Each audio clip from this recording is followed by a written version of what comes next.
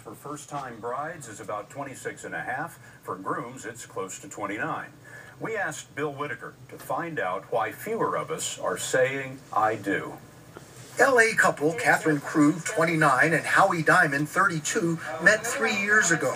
They've been living together 7 months and see no need to get married. We're in such a great place. We're basically married. Why take that extra step? According to the Pew study, among adults 25 to 34, Krug and Diamond's age group, only 44% were married in 2010.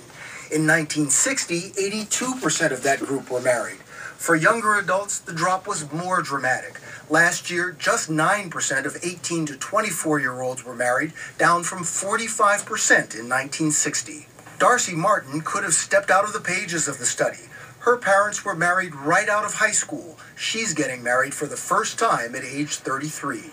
I'm glad that things worked out the way they did. I'm glad that I have the experience and perspective that I do now. Researchers say the bad economy might partly explain why new marriages dropped 5% between 2009 and 2010. But the overall trend has been developing for years across all ages and ethnic groups. Devera Cohn helped write the Pew study using census data. People have a lot of options in their lives now. Society doesn't disapprove of you if you live alone or if you live with an unmarried partner. It's all pushing up the age of marriage. 40-year-old Christopher Jenkins and Shino Amada, 36, tied the knot in Manhattan today, both for the first time. I think that anything sooner would have been the wrong person.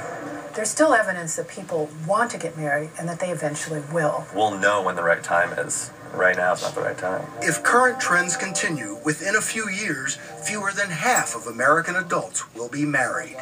Bill Whitaker, CBS News, Los Angeles. Another interesting note we found in the Pew research, 64% of Americans with college degrees are married. For those with only high school degrees, just 47% are married. Back in 1960, the rates were about equal.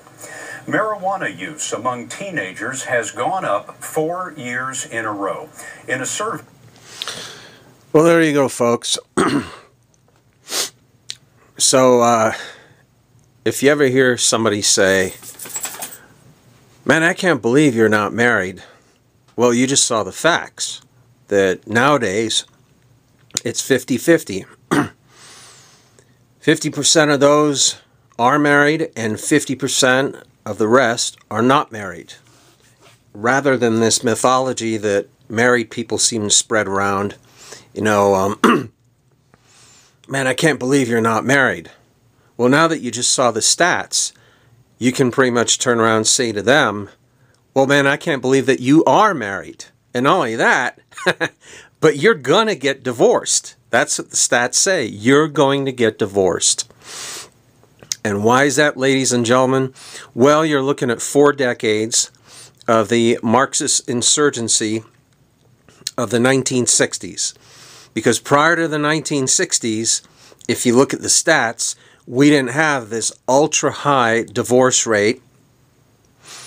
We didn't have single mamas all over the place. We didn't have none of this. And why is that?